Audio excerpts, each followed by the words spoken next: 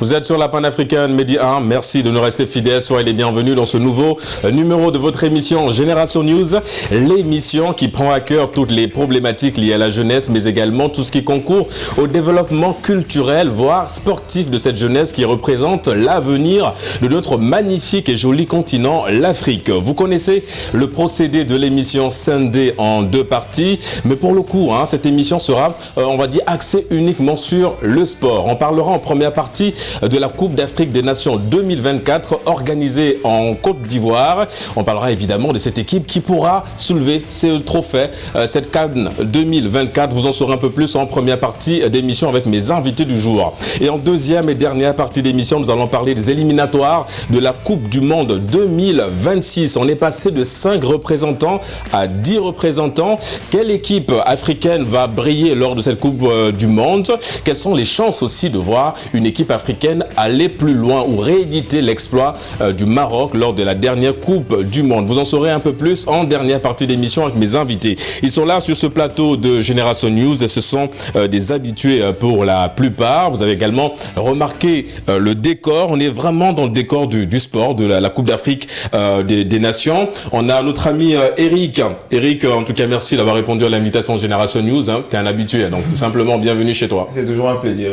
Plaisir partagé, on l'espère, également pour notre ami Orphée. Vous êtes artiste, rappeur. Très heureux de vous recevoir sur le plateau de Génération News. Heureux également. Plaisir partagé également pour notre ami Anthony. Vous êtes consultant à l'AFC Africa Football Club. Merci d'avoir répondu à notre invitation. Merci à vous, merci surtout à vous. Je suis ravi de pouvoir m'exprimer. Super les amis, on aura en tout cas l'occasion d'aller très loin avec ces deux thématiques. Et on termine la phase de présentation avec Ben. Ben, tu es un passionné de sport tout simplement, aussi bien le foot, le basket, le volley. En tout cas, merci d'être des nôtres aujourd'hui sur ce plateau Génération News. Merci beaucoup. Je suis ravi parce que c'est la première fois. Non, ça va bien se passer, je te rassure, ça va bien se passer. Et justement, pour donner le là de cette première thématique, on va se tourner vers un ancien. Évidemment, Eric, je me tourne vers toi. On parle de la Coupe d'Afrique des Nations 2024 organisée par la Côte d'Ivoire. Quel a été ton sentiment lorsque tu as appris évidemment que c'est la Côte d'Ivoire qui allait organiser cette Coupe d'Afrique des Nations, et comment tu perçois un petit peu cette compétition qui va démarrer dans quelques mois? Déjà un petit peu déçu de ne pas y être parce que justement on dit Abidjan et Dou, et être justement à la fête du sport à Abidjan, ça devrait être incroyable. Et à l'annonce même justement de l'organisation de la CAN par la Côte d'Ivoire, j'étais très enthousiaste, très content parce que c'est la fête du sport, c'est la fête en Afrique, et rien de tel que d'organiser la fête du sport ou la fête de l'Afrique là au domaine, même à la base de la fête au fait. Ouais. Et évidemment, c'est vrai que cette Coupe d'Afrique est très attendue. On voit déjà un petit peu l'engouement autour de cette compétition-là. On voit aussi un petit peu des clashs, pour utiliser le jargon des réseaux sociaux, entre le Cameroun et la Côte d'Ivoire. Mais clash, on va dire, plutôt sympa. On va dire c'est assez intéressant déjà pour le début de la compétition. Promotionnel, je dirais même, parce que l'implication même des influenceurs, autant camerounais que ivoiriens, participent justement à la promotion de cet événement-là.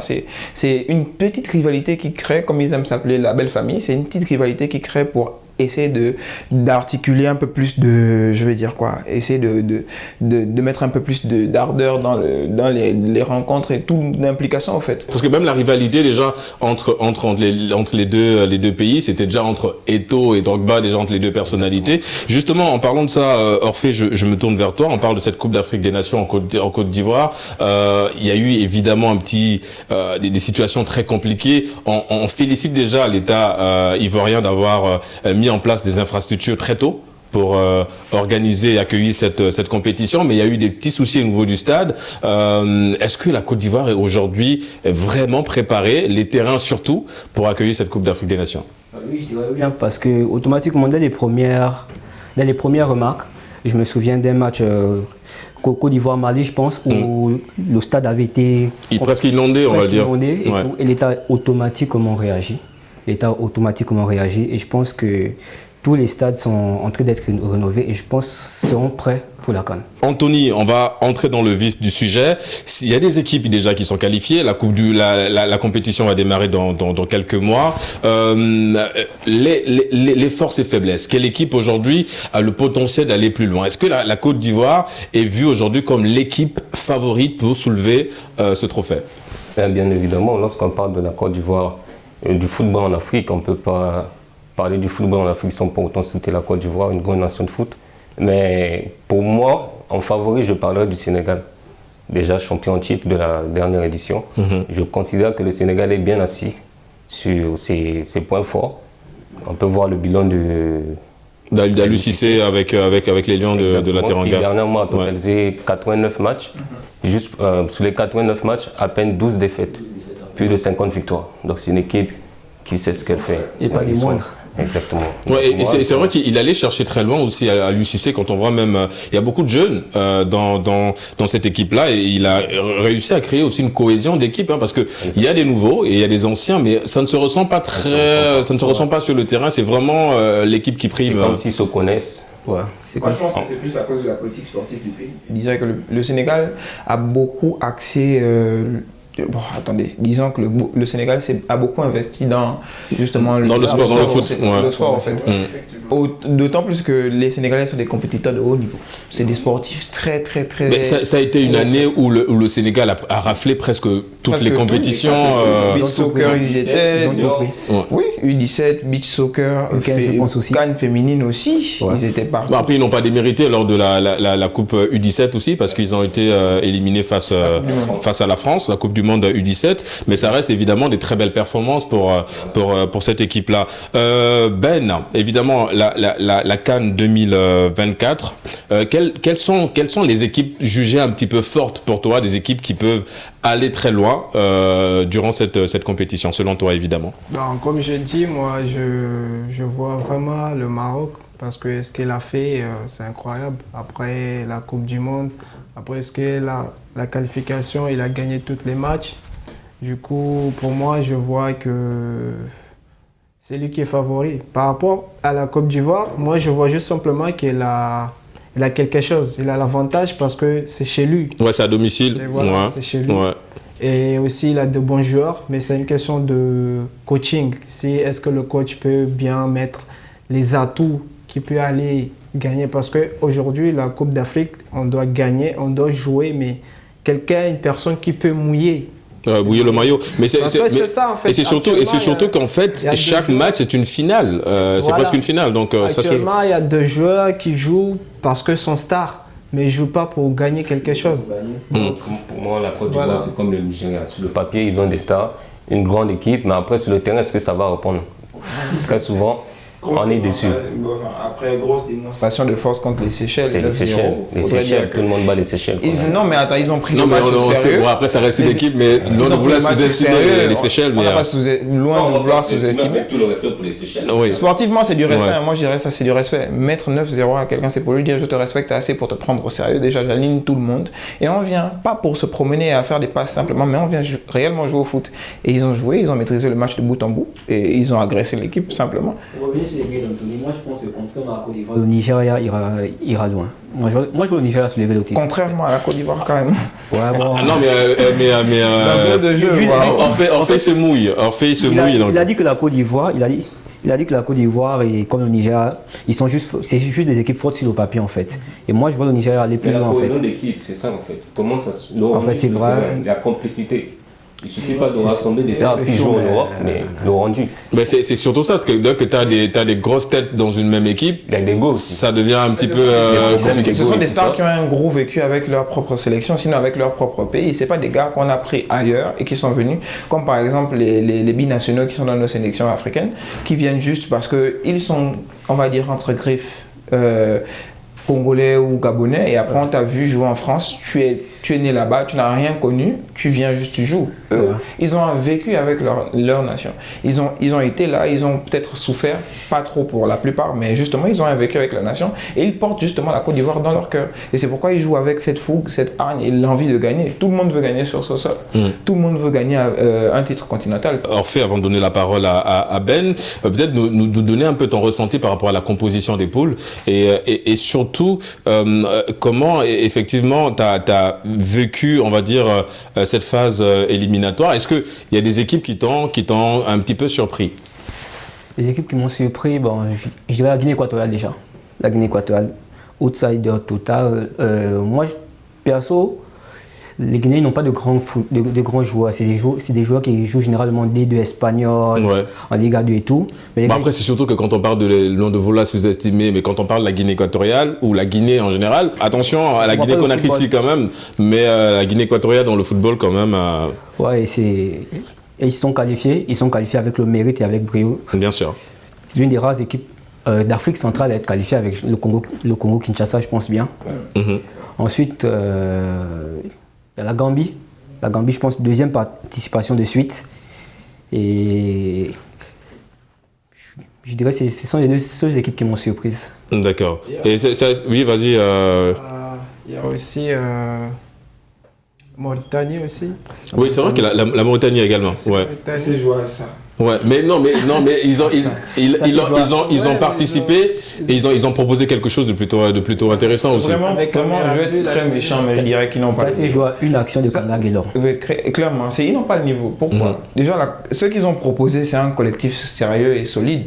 Mais la Mauritanie, le foot qu'ils proposaient, c'était approximatif. C'était quelques figurants, on met des bons ballons, on marque au qui s'est placé, au fait. Mais disons que c'était une solide équipe en face d'eux. Ils ont eu un Gabon affaibli, mais c'était une solide équipe en face d'eux. Ils allaient prendre un carton plein. Peut-être ils allaient même prendre le 9-0 du Seychelles, qui sait. Mais en tout cas, ils sont qualifiés. Ils vont participer à... Voilà, le plus important, c'est la qualification. Ils sont là, ils vont participer à... Et on a une Mauritanie qui n'arrive pas à avoir la possession face à un Gabon à 10 quand même. C'est ça, justement. Ils n'ont pas eu la possession face à un Gabon à 10, ils n'ont pas eu les occasions. Un Gabon à 10 depuis le début du match quand le gardien prend le rouge. Avec un gardien qui ne rassure pas, qui n'a pas un très bon jeu au pied. Entre-temps, le foot moderne demande ça. Il n'est pas très bon dans les airs aussi, malgré sa grande taille. Il juste de bonnes figurances, on va dire. Il a les figurances, c'est tout. Et on va peut-être revenir aussi sur la CAF en elle-même. Anthony, les moyens colossaux dépensés, sortis par la Confédération africaine de football pour permettre justement à la Côte d'Ivoire d'organiser cette Coupe d'Afrique des Nations. On a vu qu'au sein même de l'institution, plein de choses ont été revues pour faciliter justement l'organisation de et l'attribution même de cette compétition-là à certains pays. Quel regard portes-tu aujourd'hui sur un petit peu ce changement et le fait qu'aujourd'hui la CAF décide mais vraiment de s'investir, de sortir les moyens pour une belle Coupe d'Afrique des Nations? Ça ne peut être que positif pour le sport en Afrique. Ils ont mis les moyens et on a vu comment la Côte d'Ivoire, comme disait dernièrement Orphée, on a critiqué le stade de Alassane Ouattara d'Mbipé, je pense. Oui, à cause de l'état de la pelouse aussi et beaucoup de choses. Voilà, donc tout juste après ils ont su réagir. On voit que les moyens sont mis et ils font tout. Il y a la cité de la CAN qui va recevoir toutes les équipes, même si l'Algérie a dit qu'elle préfère ne pas résider là-bas. Mais on voit que les moyens sont mis et tout est là pour que... Oui, il y a aussi l'accompagnement. Je sais pas, Eric, si vous l'avez vu, l'équipe ivoirienne, les anciens sont derrière. Didier Drogba, Yaya Touré, les anciens sont derrière. C'est important aujourd'hui de se faire accompagner, d'avoir ces mentors-là derrière cette équipe-là ivoirienne. Mais oui, vu que l'organisation concerne tout le monde actuellement. L'organisation concerne tous ceux qui se disent ivoiriens justement de souche. Et toutes ces grandes figures du foot ivoirien là sont obligées de se mouiller pour justement donner l'exemple à cette jeune génération. Et tu as des Sébastien Haller qui ont justement besoin de ce coup de pouce là derrière, de Didier Drogba qui est une grande figure de foot, Yaya Touré qui représente justement la classe à l'ivoirienne, à l'ivoirienne, mais c'est vraiment vu d'un très bon œil. Moi je dirais que c'est vraiment des encouragements, c'est vraiment quelque chose de très bien en fait. D'accord. Je reste avec toi, Eric, avant de donner la parole à notre ami Ben. On va parler un petit peu de cette équipe marocaine. L'exploit déjà en Coupe du Monde, on a vu comment ce pays a rendu fier tout un continent en allant très loin dans cette compétition-là. On voit aussi que pendant les phases éliminatoires, ça allait très vite avec cette équipe, qualifiée très vite avant d'autres équipes. On voit les éliminatoires aussi de la Coupe du Monde. On en parlera en deuxième partie d'émission, évidemment. Est-ce que cette constance-là, cette équipe marocaine peut la garder durant cette Coupe d'Afrique 2024 en Côte d'Ivoire, au point de remporter, comme l'a souligné Ben, la Coupe? Cette constance-là, le Maroc peut aujourd'hui être, on va dire, vraiment une équipe favorite lors de cette compétition? Oui, ils sont favoris, mais après je dirais que le Maroc joue la suffisance. Ils savent qu'ils sont bons, ils savent que sportivement, ils ont un très bon niveau, ils sont vraiment très en haut. Mais on va voir avec la CAN au Cameroun, ils ont réellement négligé la sélection gabonaise et après ils se sont fait surprendre 2 fois. Parce que justement, ils étaient dans un football de suffisance, de complaisance. Nous sommes bons. Mais est-ce que tu penses qu'ils n'ont pas soigné ça lors de la Coupe du Monde? Les éliminatoires, vite fait. Et la coupe elle-même, ok, ils étaient un peu plus sérieux parce que justement il y avait des équipes un peu plus sérieuses. Mais ils reviennent sur le continent, on va dire les Maghrébins, les Marocains plutôt, ils sont très très très forts, on va dire. Mais après, je dirais qu'ils vont peut-être négliger. C'est beaucoup plus la concentration de prendre chaque adversaire comme étant une simple finale, comme on l'a dit. C'est beaucoup plus ça, en fait. Voilà. S'ils jouent avec le sérieux là, ils peuvent vraiment marcher sur la compétition. Oui, vas-y, Orphée, je t'ai interrompu. Tu voulais rebondir sur un point? Vas-y.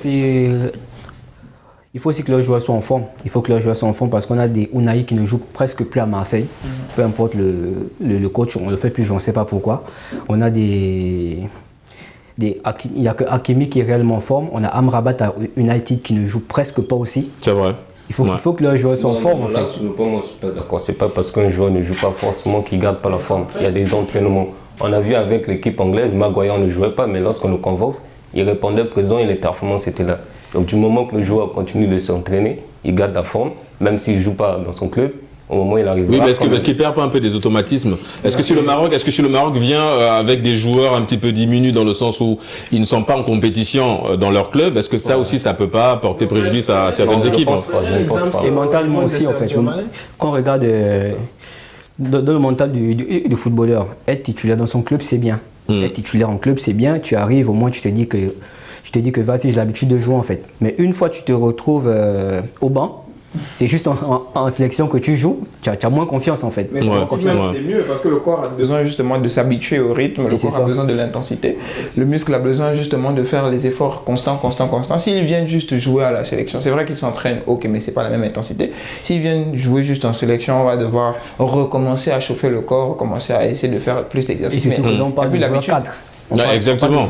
Non, mais je pense que le Maroc s'est très bien préparé et on le voit évidemment. Mais c'est comme Eric l'a souligné, c'est beaucoup plus de concentration. Mais je pense qu'ils ont tenu compte des erreurs précédentes et ils l'ont corrigé. Oui, Ben, tu voulais parler de l'exemple de Sadio Mané? Ouais, on va parler l'exemple comme Sadio Mané. Quand il était au Bayern, il jouait pas. Mais actuellement, il est à Nasr.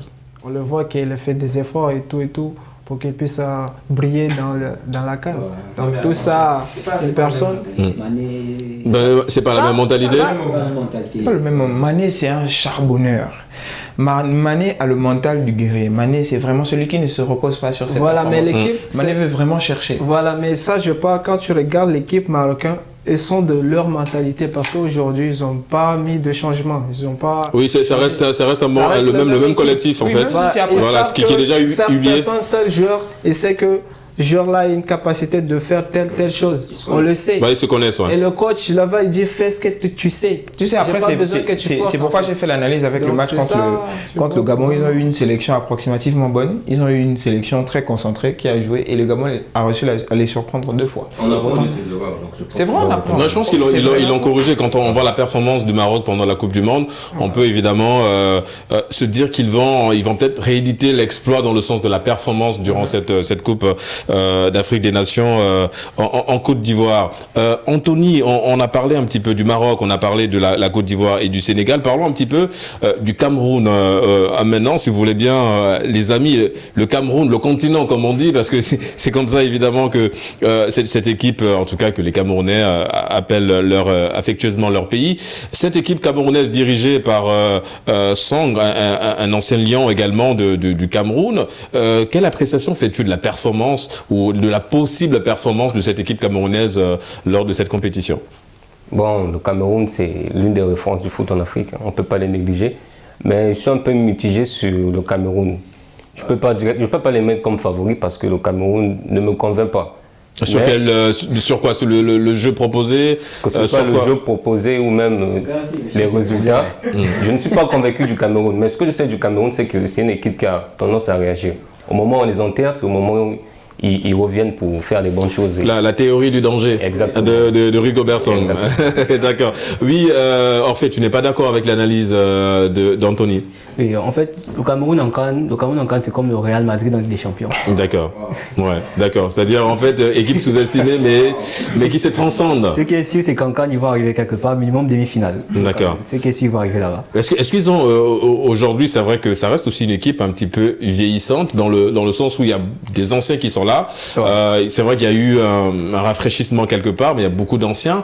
Est-ce que ça aussi, ça ne cause pas, est-ce que c'est un atout ou une faiblesse pour cette équipe du Cameroun? Bon, un atout comme une faiblesse, déjà, ça peut être un atout au niveau de l'expérience et de la cohésion de groupe, mais une faiblesse aussi parce que le Cameroun n'a pas, généralement, à part les 11 entrants, le banc c'est très faible. Et la relève, il y a presque pas de jeunes en fait.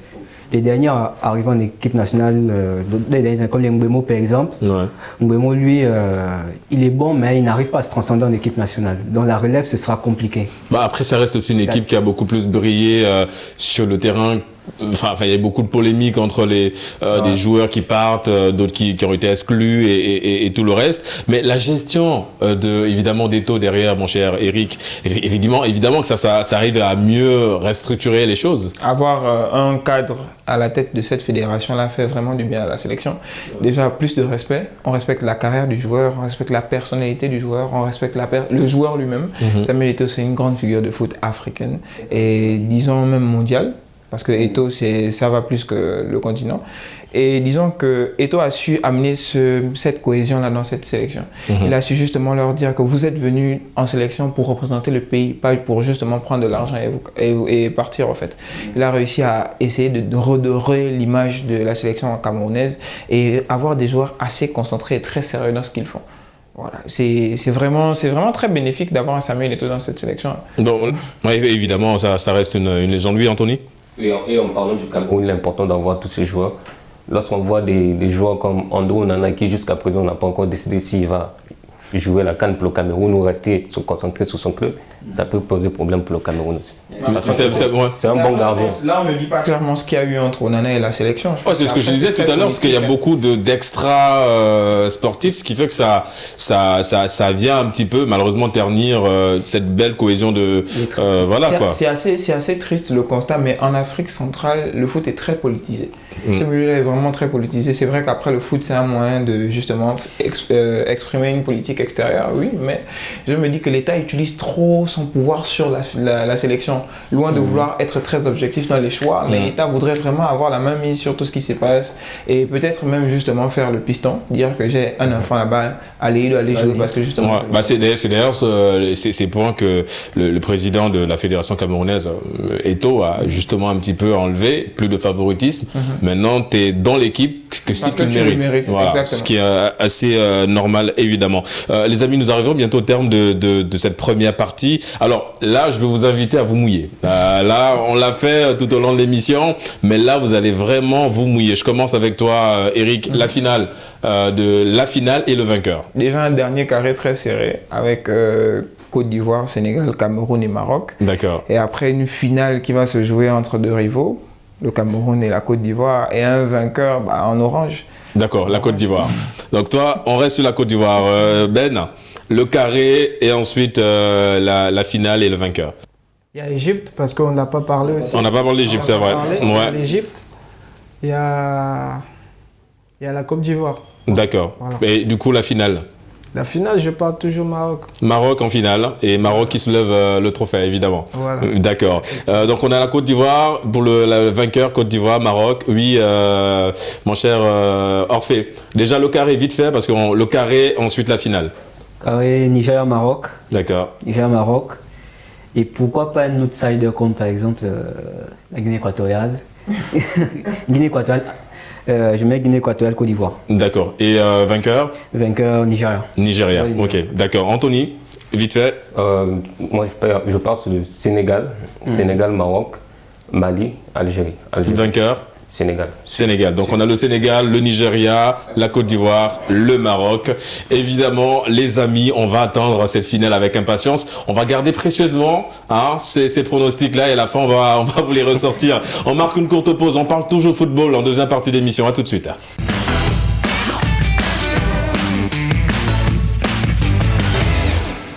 De retour sur le plateau de Génération News pour la deuxième et dernière partie d'émission. Avant la pause, je vous l'ai dit, on parle toujours foot. Cette fois-ci, avec les éliminatoires du Mondial 2026. Orphée, je me tourne vers toi. On parle un petit peu de ces équipes africaines qui seront évidemment lors de ce Mondial 2026. On est passé de 5 représentants à 10 représentants. Qu'est-ce que cette nouvelle, évidemment, comment tu as accueilli cette nouvelle? Déjà, beaucoup de joie parce que sur un continent d'une cinquantaine de pays, avoir 5 représentants, c'est trop peu. Les barrages étaient trop compliqués. Et ça a toujours été d'ailleurs la doléance, le combat de beaucoup de footballeurs, en l'occurrence Eto'o ou Drogba, qui se battaient justement pour que la CAF revoie ou bien la FIFA essaie de revoir un petit peu. Avant, c'était trop difficile parce qu'on perdait certains grands noms en fait. Parce que il fallait d'abord être premier de sa poule et les premiers devaient encore passer par un barrage. C'était trop. Donc, avoir 10 équipes dans 9 groupes et les premiers sont directement qualifiés, ça fait plaisir en fait. Justement. Est-ce que, Eric, du coup, 10 équipes, est-ce qu'on prend le risque de se dire il y a un impact dans le sens où on peut voir effectivement une équipe africaine aller plus loin, sinon rééditer l'exploit du Maroc, terminer dans le carré final, sinon aller plus loin en demi-finale et soulever même la Coupe du Monde? Bien évidemment, Régis, déjà avoir 10 représentants africains, c'est vraiment un grand danger pour le monde. Danger dans le sens où justement ils vont devoir s'habituer à avoir une sélection africaine, à avoir une Coupe du Monde. C'est d'emblée, il faut aller dans ce sens-là parce que 5 représentants, c'était déjà assez compliqué à gérer, mais 10, ça veut dire qu'il y a 10 chances d'avoir un Africain champion du monde. Mais pourquoi la FIFA a pris autant de temps avant évidemment de valider cette doléance-là?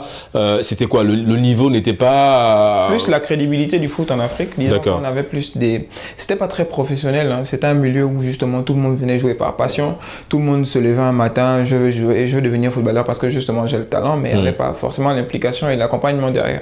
Et aujourd'hui, le foot africain se prend un peu plus au sérieux, il y a un accompagnement, il y a un gros suivi, et il y a vraiment une très bonne politique sportive, notamment la sélection sénégalaise et avec toutes les autres sélections qui essayent d'accompagner. Il y a vraiment une très bonne politique sportive qui pousse justement les jeunes à s'intéresser à ce métier-là, et beaucoup veulent devenir footballeurs de nos jours, et ce qui fait en sorte qu'il y a certains qui prennent plus le foot au sérieux. Il y a plus de talents qui concrétisent maintenant leur passion, et maintenant ça donne des sélections africaines très très très costauds, très très très costauds. C'est à l'instar d'un Cameroun qui gagne face au Brésil.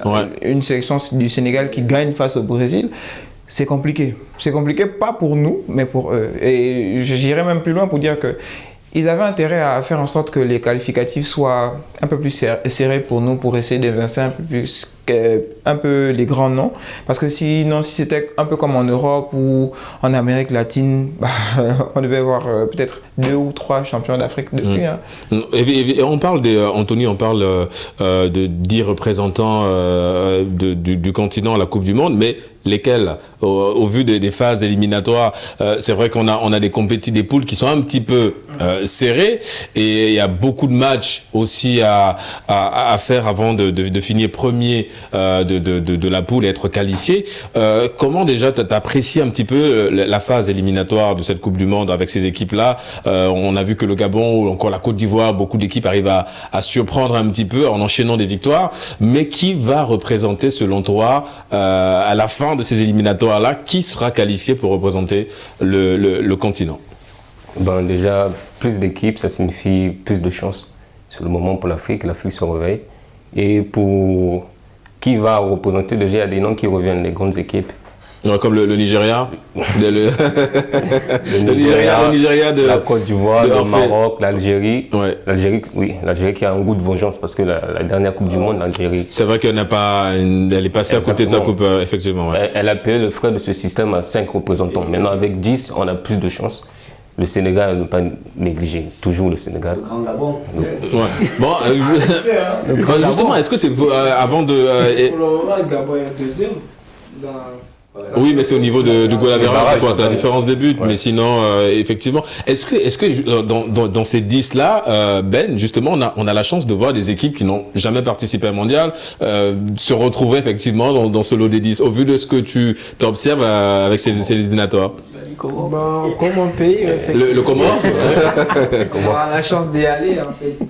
On a la chance d'y aller, du coup, moi je remercie beaucoup après tout ce qui s'est passé avec la fédération FIFA. Donc, je vois comme il y a beaucoup des équipes que moi, je pense pas y aller. Hein, mais les Comores, tu es sûr que voilà, ton pays sera au mondial? Bon, oui, pour le moment, je vois que il y a Mali qui est la difficulté pour le moment. C'est ça ce qu'on n'a pas joué comme une équipe. Du coup, je vois que si on gagne le match contre Mali, on fait nul, on aura la chance d'y aller. Ouais, après, il faut rester sur terre. Non, c'est réel. Il faut rester sur terre sportivement. Ce que le Comore propose, c'est bien, mais footballistiquement, vous êtes loin du niveau que le mondial impose, au fait. Parce que si on ils sont sur une bonne dynamique. Hein, ça va, ils arrivent à engranger des points. Mais pas au niveau du mondial, selon toi, Eric? Au niveau du mondial. Le Comore, c'est une jeune nation en termes de foot. Ils naissent à peine, laissant aux Comores le temps de grandir, de manger la nourriture solide et avoir de gros matchs. Parce que lorsqu'il y aura une grande difficulté en face du Comore, le Comore va sombrer. Moi, je suis le seul qui dit ça. L'expérience. Pas que l'expérience, il y a... Effectivement, on n'a pas le niveau, mais pour grandir, il faut marcher avec les grands. Ouais, exactement. C'est bien dit. Du coup, là, il marque 2 points. Ouais, okay. Il marque 2 points. Justement, je pense que le Comore est dans cette dynamique-là. Ils apprennent, tout simplement. Ils ont proposé aussi, ils ont un très bon... Il y a beaucoup de joueurs comoriens aussi, ils ne sont pas nombreux, mais qui évoluent en Ligue 1 en France. On espère évidemment qu'ils seront présents et que cette équipe sera qualifiée pour le mondial. Là, le système à 10 équipes veut dire plus de chance, c'est vrai, mais après, on risque de voir les mêmes équipes aller. C'est-à-dire, on va voir un Sénégal, Cameroun, comment ça s'appelle ? Le Maroc, Tunisie, les habitués, au fait. C'est vraiment... Je sais pas. Ce qui serait intéressant, c'est de voir une équipe qui n'a jamais participé à un mondial y aller, en fait. Bien sûr. Une poule France, Pays-Bas, Gabon. France, Pays-Bas, Gabon. Ils ont gagné l'Afrique du Sud, je pense. Ouais. Mais justement, voici une équipe. C'est vrai que du côté du rugby, ça va, ils ont remporté le mondial. Mais je veux dire, dans le domaine du foot, c'est une équipe qui propose des belles choses aussi, l'Afrique du Sud. Enfin, maintenant, de ce qu'on voit. Proposait, selon toi. Non, mais ils reviennent. Oui, c'est ce que je veux dire. En ce moment, il y a un bon style de jeu dans ce qu'ils proposent, dans ce que l'Afrique du Sud propose aujourd'hui. Il y a un bon style de jeu. Ils sont sur une bonne série de matchs. Mais ils ont perdu face au Rwanda. C'est la seule défaite sur une longue série de c'est le Rwanda, ça reste le Rwanda. Ça reste le Rwanda. Oui, mais ça reste une équipe quand même. Attention à ne pas sous-estimer. Avec le foot aujourd'hui, il n'y a plus vraiment de petites équipes. Mais c'est là en fait. Il n'y a plus de petites équipes. Ouais. C'est comme après dire que le Seychelles peut créer la surprise face à une sélection comme par exemple le Mali ou autre chose. Je refuse. Disons-nous des vérités. C'est comme Saint-Marin en Europe. Jamais ils vont gagner. Justement, et pourtant c'est des garçons, c'est un 11 contre un autre 11, mais il y a cette plus-value là. Il y a l'habitude de jouer, il y a l'habitude des grandes compétitions, il y a l'habitude de gérer. Il n'y a peut-être pas expérience, mais il y a le talent. Il y a la manière de faire. Il y a des sélections qui maîtrisent justement les débats. Il y a la sélection sénégalaise, s'ils attrapent les Seychelles, on va assister à un 25-0. Justement, là, le piège, tu en as parlé au début, en ce qui concernait le Gabon et le Maroc. Je pense qu'on est arrivé et ne pas considérer ou sous-estimer l'adversaire. C'est là où arrivent souvent les surprises. Donc, Ouais, c'est-à-dire que quand tu pars avec un excès de confiance, et d'ailleurs, par rapport à ça, je reste avec toi, Anthony, quel devrait être le comportement que ces équipes doivent adopter pendant ce mois? Quand je parle de comportement, je parle des équipes qualifiées, effectivement, qui vont se qualifier pour le mondial. Est-ce que c'est de partir en se disant, on représente un continent, donc on ne sous-estime aucune équipe? Non, c'est de partir en se disant qu'on a la possibilité de gagner. Le Maroc nous a montré que l'Afrique a des chances. Le Maroc a fait un très beau parcours. Si le Maroc l'a fait, on a d'autres grandes équipes qui sont capables de le faire et l'Afrique a ses chances. Donc, il ne faut pas penser qu'on arrive comme juste pour participer. Ou bien si on est face à la France, on se dit, bon, c'est mort d'avoir. Non, on se bat jusqu'au bout, on va pour gagner. C'est ça la mentalité qu'il faut avoir. On ne va pas pour participer, on va pour aller jusqu'au bout et revenir avec la coupe. D'accord. Est-ce qu'aujourd'hui, Orphée, tu trouves que le niveau justement de football africain a tellement évolué au point où on peut prendre le risque de se dire, ok, on va assister à vraiment à l'écriture de l'histoire du football du continent lors de ce mondial, dans le sens où une équipe peut aller plus loin, en l'occurrence la demi-finale par exemple? Bien sûr, parce que déjà les Africains, nous avons les centres de formation se sont développés. C'est vrai. Les centres de formation se sont développés. On peut même. Il y en a beaucoup au Sénégal. Djambar. DSC à côté, Sacré-Cœur. Et aussi, nous avons beaucoup de joueurs africains en Europe, dans des grands clubs déjà, et qui sont titulaires pour la majorité. Donc, ce sont des joueurs qui sont habitués à côtoyer ce niveau-là déjà. Et ils viendront sérieux. Je pense que ces joueurs-là arriveront avec beaucoup de sérieux, beaucoup de rigueur. Et ça va se faire. Moi, je vois une équipe africaine en demi-finale. Une équipe africaine en demi-finale, d'accord. Ok. Bah, Anthony, non? Non, je suis d'accord avec lui. Ah, une seule équipe en demi-finale? Peut-être même au moins. Au moins une. Peut-être même plus. À part si justement ils font en sorte qu'on s'assassine dans les poules. C'est possible, 10 participants, ça veut justement dire qu'on peut avoir... Il y a possibilité de trouver deux équipes africaines dans la même... On s'assassine au fur et à mesure, on arrive, il n'y a pas de représentant à se qualifier pour justement arriver à la demi-finale, ça c'est possible. Et quelle justement parle des fédérations, ça a toujours été la problématique. On a parlé tout à l'heure en première partie, on parlait de la Coupe d'Afrique des Nations. Il y a une équipe comme la Guinée qui est encore Guinée-Conakry évidemment avec c'est un problème au niveau de la fédération qui risque d'être suspendue justement si le problème n'est pas réglé à ce niveau-là. Est-ce que ça aussi c'est des choses qu'il va falloir, mon cher Eric, régler en amont en ce qui concerne ces équipes qualifiées pour le mondial? Parce qu'en général, il y a souvent des problèmes des primes, il y a souvent des problèmes de ceci, ce qui vient jouer un peu sur la concentration des joueurs avant la compétition. Encore sur le continent, c'est gérable, dans la mesure où justement on considère que nous sommes en Afrique et on gère ça en Afrique en tant qu'Africains. Mais aller sur la scène internationale avec toutes ces imperfections-là, je dis non. Ce sera très compliqué, non seulement pour les fédérations, même pour l'État et l'image de l'État, parce que justement le foot ou la sélection, ce sont des diplomates et c'est justement la présentation de la politique extérieure d'un pays. Mais aller avec ce niveau d'incompétence ou ce niveau de manque de professionnalisme, c'est inadmissible. On va se frotter à des fédérations comme la Fédération française de football qui est complètement une industrie, sinon c'est toute une grosse organisation. Ouais. Et c'est pour comment ça dire, c'est pour nous présenter au manque de considération, pour dire quand on vous a laissé une chance, vous nous montrez clairement que vous ne méritez pas cette considération-là. C'est clairement ça. Et aujourd'hui, s'il n'arrive pas à régler ses problèmes internes, s'il n'arrive pas justement à régler ces difficultés avec les primes et les joueurs et tout, ça va vraiment être une grosse difficulté. On peut même justement avoir... ça peut donner des scènes comme la France en 2010 au mondial où justement des gens vont aller faire la grève pendant un mondial alors qu'on vous attend sur le terrain, vous êtes dans les bus pour dire que vous ne voulez pas jouer parce qu'on vous a pas donné l'argent. Anthony, est-ce que ce qui est assez intéressant avec ce mondial, c'est que ça va se tenir 2 ans après la Coupe d'Afrique des Nations. Est-ce que justement cette CAN 2024 en Côte d'Ivoire, est-ce que c'est un peu comme un baromètre? Est-ce que ça va être en fait une usine de fabrication de ces potentiels, en fait, une façon de jauger un peu les équipes qui vont justement pouvoir se qualifier, enfin un laboratoire, j'ai envie de dire, pour le mondial 2026? Oui et non.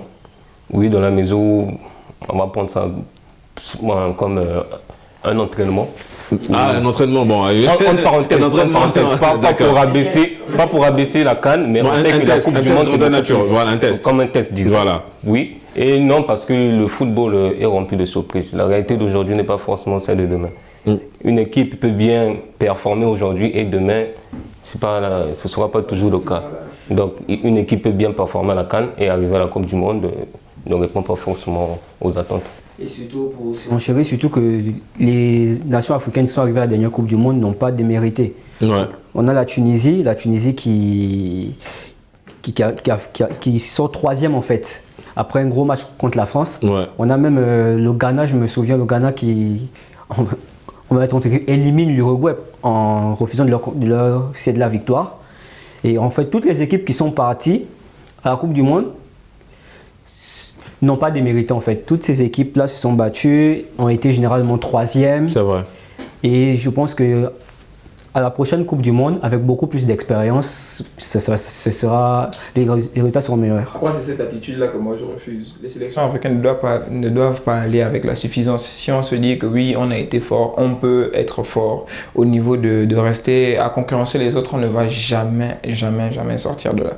C'est-à-dire qu'on doit aller avec la mentalité de celui qui va pour gagner, comme Anthony le disait. On ne va pas pour assister à un mondial sur le terrain, on va pour jouer réellement. On va pour gagner avec la conviction qu'on peut soulever. On va avec la mentalité on joue contre des garçons, on joue au foot parce qu'on sait le faire, on joue parce qu'on aime le faire et parce que justement on est venu pour représenter non seulement le continent mais aussi plus précisément notre pays.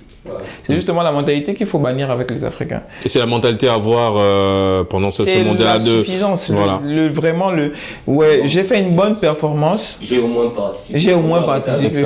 On va pour gagner, pas. On va se discuter sur les réseaux pour dire que mais toi tu n'y étais pas, mais tu n'as pas gagné. Ta présence était égale à ton absence.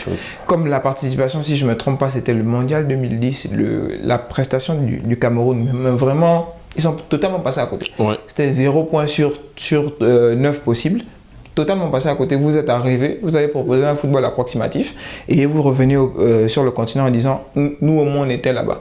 Ça n'a pas de sens. Ouais. Mais il y a un point, mon cher Ben, et je pense que c'est un peu le casse-tête de beaucoup de sélectionneurs. Choisir mais vraiment les garçons qui partiront à ce mondial-là. Comment ça se passe au niveau du Comore dans ton pays? Si jamais, évidemment, le pays est qualifié, est-ce qu'il y a assez de représentants dignes, on va dire, dans ce sens-là, pour évidemment permettre au pays de participer à ce mondial-là? Ou bien ça va être très compliqué pour le sélectionneur? Non, ça va pas être compliqué parce que deux fois même si la fédération ne donne pas l'argent, deux fois les joueurs même... On parlait de la fédération, des fédérations en général. Non, la fédération comorienne en fait. Oui, non, mais je te rassure que c'est partout. C'est pourquoi on a soulevé le point, il va falloir qu'on règle... Donc, de toute façon, il y aura des joueurs qui vont participer, qui vont aller jouer, parce que c'est ça ce qui... Je vois, actuellement, il y a un autre coach qui est venu et il a envie aussi parce qu'avant, on ne sélectionnait pas les joueurs locaux parce qu'ils n'ont pas le niveau en fait. C'est vrai, ça c'était la grosse faille de beaucoup d'équipes. Mais tous les joueurs qui jouent dans notre sélection, eux se sacrifient parce qu'ils disent que c'est notre pays en fait. Ouais, bien sûr. Ils peuvent payer même leur billet d'avion, ils peuvent tout faire pour aller jouer. C'est comme on dit dans le jargon, on mouille le maillot. Quoi. Après là, il y a le retour des cadres, je pense en sélection des Comoriennes, je pense qu'il y a le retour des cadres qui avaient boycotté les anciens rassemblements, mais après, j'ai pas envie de mal parler, mais j'ai envie de dire que est-ce que le meilleur joueur comorien n'est pas gardien? Ils doivent se prendre au sérieux. Ils doivent vraiment se prendre au sérieux. C'est une sélection qui a du potentiel, mais qui doit vraiment se prendre au sérieux.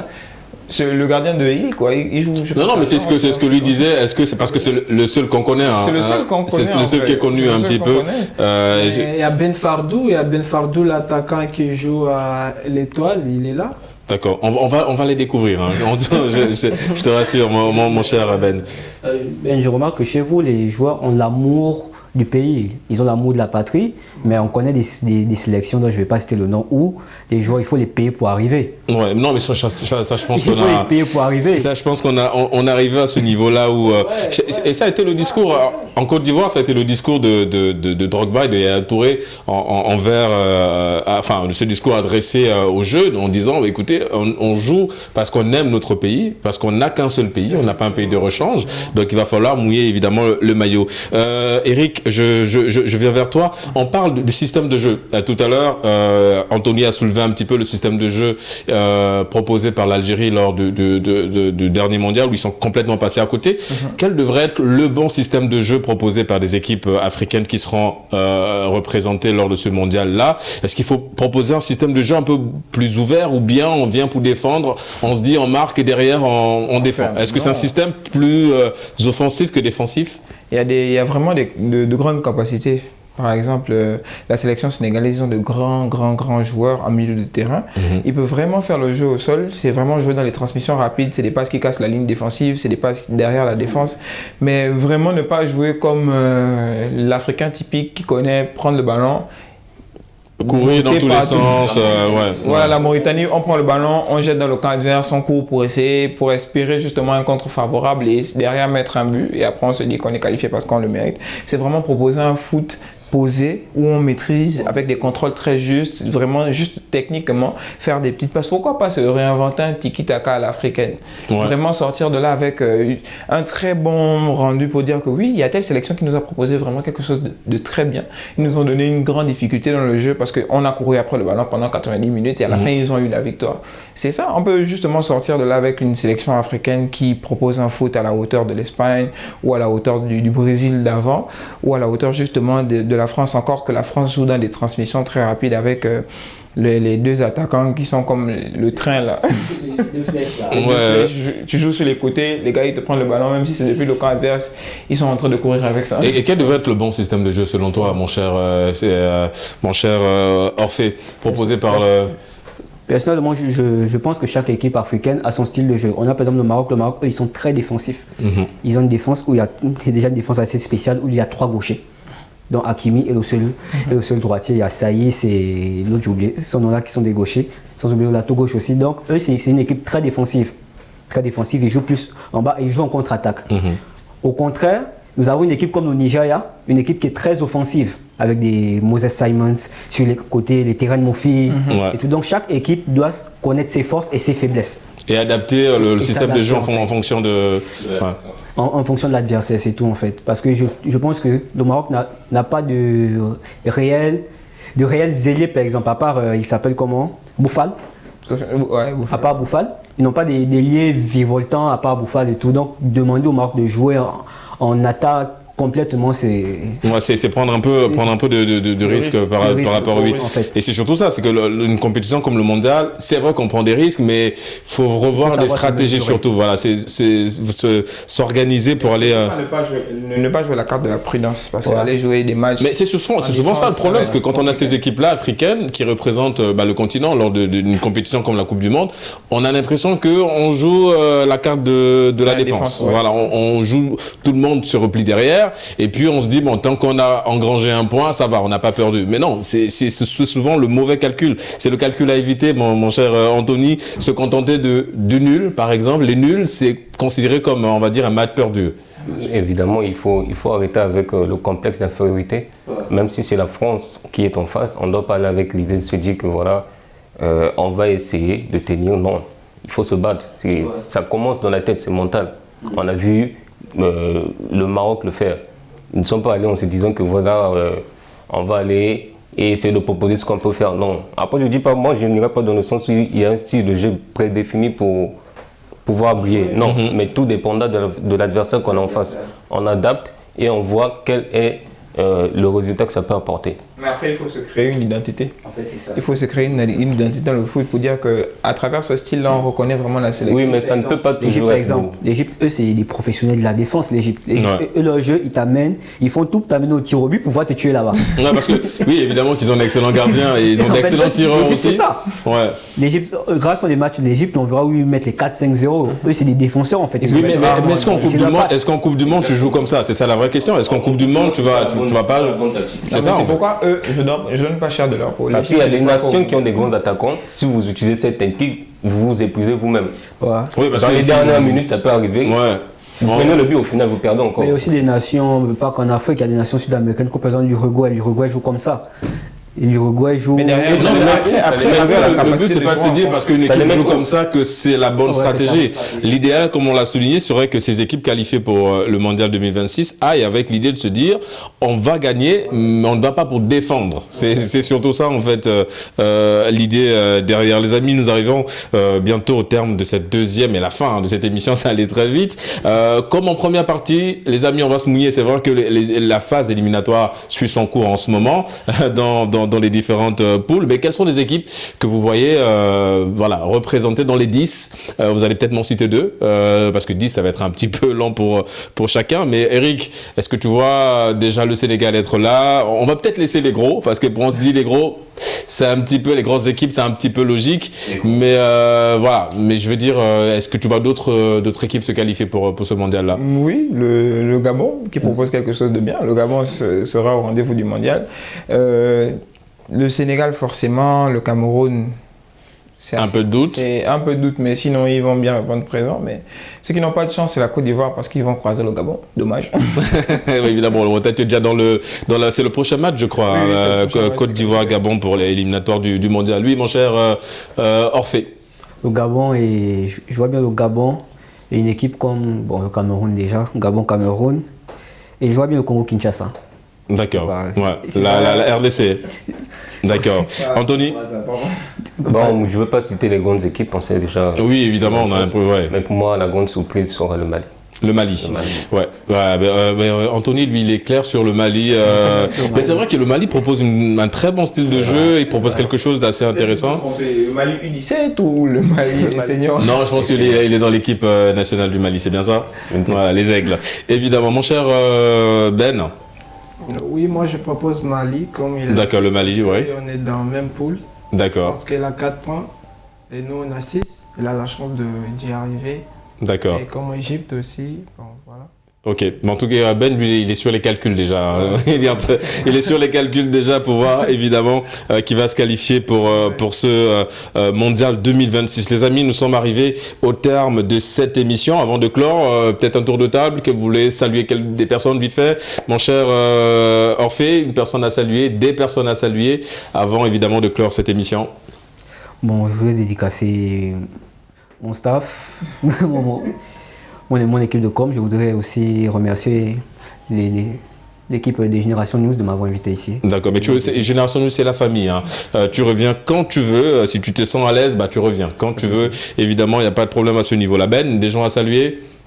Bon, juste je veux dire merci et je salue ma mère et mon père. Ah, toujours cette femme-là pour qui je veux réussir, maman. D'accord. Elle a un prénom? Huguette. Voilà, c'est plus simple, les amis. D'accord, on salue maman Huguette. Anthony? Dédicace à AFC, D'accord, oui. African Football Club, qui est une famille, un groupe pour tous les passionnés de sport en général, de foot en particulier, dans lequel suit.